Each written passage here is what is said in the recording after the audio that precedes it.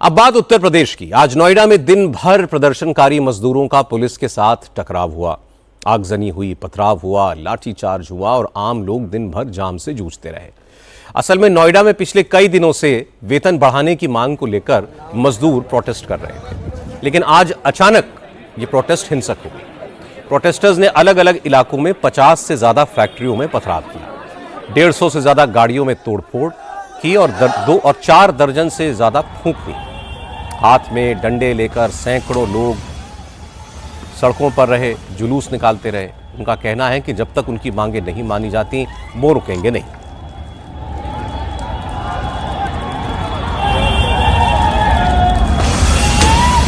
नोएडा का फेज 2 इलाका industrial area है। यहां मदसन, Richa Global, Rainbow, Paramount, SND और अनुभव कंपनियों के 1000 से ज्यादा कर्मचारी सैलरी बढ़ाने को लेकर पिछले 3 दिन से प्रदर्शन कर रहे हैं। प्रदर्शन करने वाले ज्यादातर श्रमिकों की सैलरी करीब 10 से लेकर 13,000 रुपए महीना है। इनका कहना है कि इतने कम पैसों में वो अपना पेट नहीं भर सकते, घर भी नहीं चला सकते। करीब 500 कर्मचारी मदसन कंपनी के बाहर जुटे थे।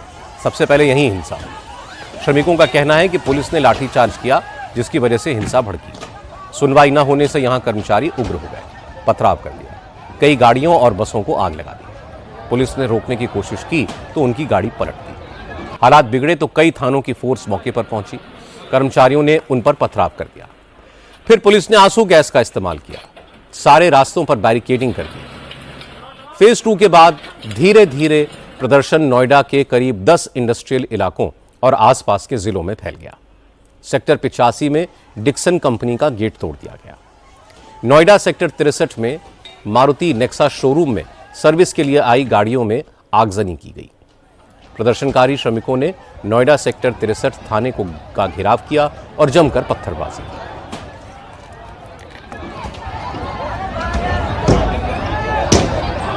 इन श्रमिकों ने नोएडा सेक्टर 57 में 30 से ज्यादा फैक्ट्रियों और दफ्तरों में तोड़फोड़ की। सेक्टर 40 और 60 में कंपनियों का घेराव किया।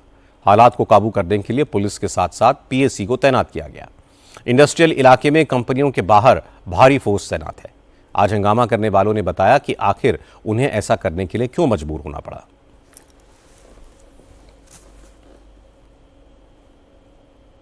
कि सैलरी हमारी हो रही है 11,000 रुपये और आप मैम देख रही हो कि सिलेंडर कितना भाव बढ़ गया है। अब 5,000 का सिलेंडर भर रहा है, 3,000 का भर रहा है, रूम का रेंट हो गया 5,000, तो 10,000 में मेरा क्या गुजारा होगा?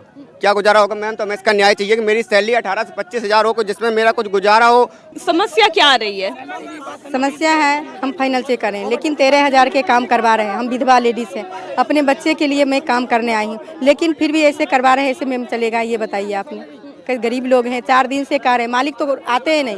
पुलिस वाले पैसे खा के बैठ गए, पुलिस वाले, और हम लोग को डांटते फटकारते हैं, तुम लोग क्यों ऐसे कर रही हो? तो हम लोग क्या करेंगे? तब आपके पास लास्ट ऑप्शन पे आपके पास आए हैं। अब बताइए आपकी सैलरी कितनी है, कितने पे आपने ज्वाइन किया था? 13,580 रुपये हैं। और कितने पे काम करना शुरू किया था? ये मैंने 11,000 में पहले शुरू किया था, अब बढ़ाई है। ऐसे 100-200 बढ़ा देते हैं मैडम। 5 साल में 5 साल हो गए हैं मैडम। सैलरी होना चाहिए 20 से 25,000।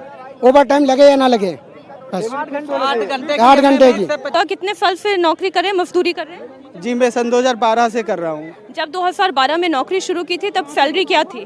सन 2012 में ऐसे 260 रुपए के करीब थी। और आज की कितनी है? आज की 438 रुपए देते हैं। 31 का महीना होता है तो 30 से डिवाइड करते हैं, 31 का होता है तो 31 से डिवाइड कर देते हैं।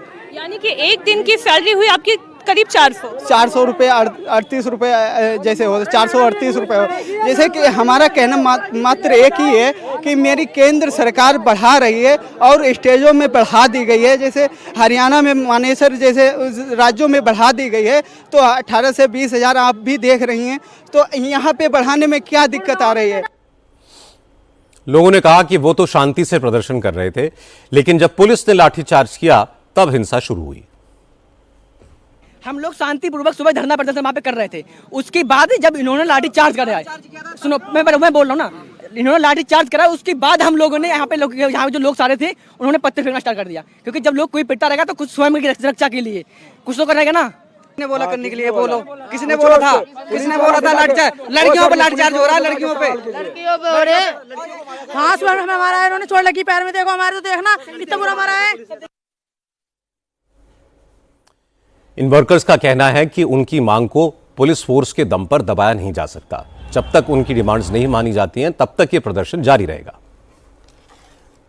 मैं अभी वहाँ पे खड़ी थी, वहाँ पुलिस वाले ने लाठी पहले मेरे को मारी। मैंने बोला क्यों मार रहे हो, लाठी से मैं चली जाऊंगी। इतने में महिला पुलिस आती है, मेरे साथ खींचे, कहते हैं निकल। जवाब मिलेगा, जवाब चाहिए इन लोगों से। 20,000 सैलरी होनी चाहिए क्योंकि 12,000 रूपए हमारी सैलरी है और 6 साल हो गए मेरे को भी यहाँ पे ना परमानेंट करते हैं और ना ही सैलरी बढ़ाते हैं। ये हमारी सैलरी बढ़ाने के लिए हमें हमारी पूरी सैलरी कभी नहीं मिलती और यहाँ तक सैलरी स्लिप तक नहीं देते हैं। और अगर हम अपने हक के लिए खड़े होते हैं तो ये गलत बात नहीं है। और सीएल पे इतनी जल्दी साइन नहीं करते और सीएल पे साइन करने का आदेश है लेकिन सीएल पे कभी साइन नहीं होते। 8 घंटे की 20,000 चाहिए। हमारा प्रोटेस्ट ये है कि सरकार ने 1 अप्रैल से सैलरी बढ़ा दी है और हमारी सैलरी अभी तक नहीं बढ़ी। हमें जो भी सैलरी मिल रही है वो 10,000 रूपए अभी तक मिल रही है, अब वो भी 8 घंटे की है। लेकिन काम हमें 8 घंटे नहीं करना पड़ता, कभी 12 घंटे 16 घंटे जबरदस्ती रुकवाते हैं। यहाँ पे अभी कितने एम्प्लॉइज हैं आपके जैसे जिनकी सैलरी काफी कम है? सर यहाँ सभी एम्प्लॉय हैं, किसी की सैलरी ज्यादा नहीं है, सबकी सैलरी सेम है। मजदूरों की ये मांगे नई नहीं है, पिछले 4 दिनों से ये प्रोटेस्ट चल रहा है। प्रशासन मजदूरों से बात भी कर रहा था। नोएडा की डीएम की अध्यक्षता में एक कमेटी बनी थी। मजदूरों की कई मांगे मान भी ली गई थी और कंपनियों से कहा गया था कि 11 अप्रैल से मजदूरों को ओवरटाइम करने पर डबल भुगतान देना होगा। कंपनियां इसके लिए तैयार भी हो गई थी, लेकिन आज अचानक प्रदर्शनकारियों ने हिंसा शुरू कर दी। इसी दौरान यह अफवाह फैला दी गई कि पुलिस ने प्रदर्शनकारियों पर फायरिंग कर दी है। इससे प्रोटेस्टर्स और भड़क गए। अब नोएडा पुलिस सोशल मीडिया पर ऐसी अफवाह फैलाने वाले अकाउंट्स पर एक्शन ले रही है। अब तक 2 एक्स हैंडल्स पर अफवाह फैलाने के आरोप में एफआईआर दर्ज की जा चुकी है, जबकि 50 से ज्यादा ऐसे बॉट हैंडल्स चिन्हित किए गए हैं जो पिछले 24 घंटों में ही क्रिएट किए गए और इनके जरिए नोएडा में इन श्रमिकों को भड़काने वाली अफवाहें फैलाई गई। आज पूरे नोएडा में लगभग 83 स्थलों पर 42,000 के करीब लेबर अपनी अपनी मांगों के समर्थन में मांगों की डिमांड लेकर उतरा था, सड़कों पर उतरा था। और इसमें से मात्र 2 जगहों पर हिंसक प्रदर्शन होने के कारण न्यूनतम बल प्रयोग करते हुए कार्रवाई की। कुछ जगहों पर जरूर हम लोगों को दौड़ा के और थोड़ा सा क्राउड डिस्पर्सल करना पड़ा। एक चीज जो इसमें उभर कर आई है कि एक लेबर के जाने के बाद, लेबर अनरेस्ट शांत होने के बाद कुछ इलाकों में, खासकर जो अन्य जनपदों की सीमा से लगे हैं, वहां पे गैर जनपदों से एक जत्था आया और जिसने घूम के माहौल को उत्तेजक और हिंसक बनाने की कोशिश की। इस जत्थे में से कुछ लोग हमारी गिरफ्त में आए हैं और बाकियों को पहचान करके सीसीटीवी फुटेज के माध्यम से पहचान करके उन पर कार्रवाई की जाए। वो 2 सोशल मीडिया हैंडलों से गलत सूचना प्रसारित की गई, जिसकी वजह से उसको वायरल कराया गया और जिसकी वजह से उत्तेजना फैली। शांत धरने पर बैठे हुए मजदूरों में सनसनी फैली और उन्होंने जो है पुलिस के सामने आके उग्र प्रदर्शन किया। ऐसे 2 सोशल मीडिया हैंडल्स को आइडेंटिफाई करके उन पर भी एफआईआर दर्ज की गई। नोएडा में झगड़ा फैक्ट्री मालिकों और मजदूरों के बीच का था। मसला सैलरी और ओवरटाइम का था, लेकिन कर्मचारियों के हिंसक प्रदर्शन से आम लोगों को जबरदस्त मुश्किलों का सामना करना पड़ा।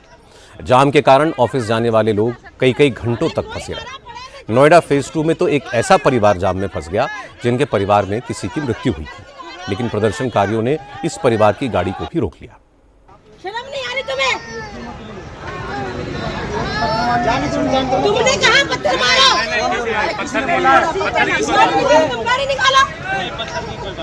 मैडम आराम से भी तो कर सकती हो, ऐसे कोई मरा पड़ा है, मैं जाऊंगी नहीं। नोएडा में मजदूरों के प्रोटेस्ट पर योगी आदित्यनाथ ने प्रशासन से डिटेल्ड रिपोर्ट मांगी है। हिंसा की जांच के लिए हाई लेवल कमेटी बनाई है और मजदूरों के साथ बात करने और उनकी मांगों पर सहानुभूति के साथ विचार करने को कहा है।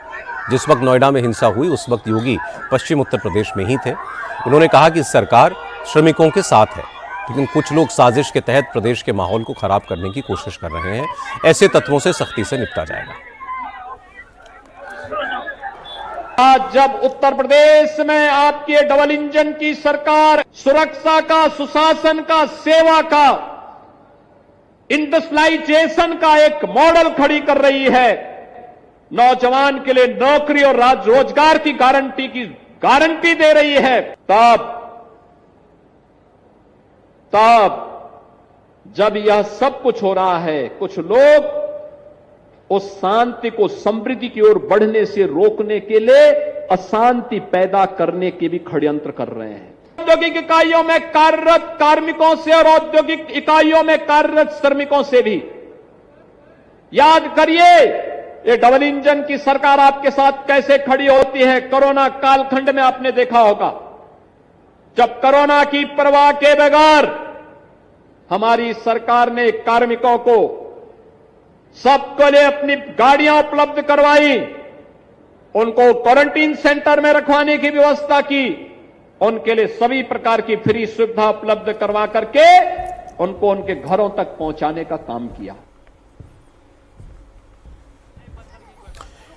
लेकिन नोएडा में मजदूरों के प्रोटेस्ट से विपक्ष को योगी पर हमला करने का मौका मिल गया। अखिलेश यादव ने कहा कि बीजेपी गरीब विरोधी है। बीजेपी ने नोएडा को कुछ उद्योगपतियों के हवाले कर दिया है जो मजदूरों का खून चूस रहे हैं, इसलिए ऐसे हालात बने हैं। हाल ही में भारतीय जनता पार्टी उद्योगपतियों के साथ खड़ी दिखाई दे रही है। उन्होंने उद्योगपतियों का एटीएम नोएडा में लगवा दिया और उसका परिणाम यह हुआ कि मजदूरों की अनदेखी हुई।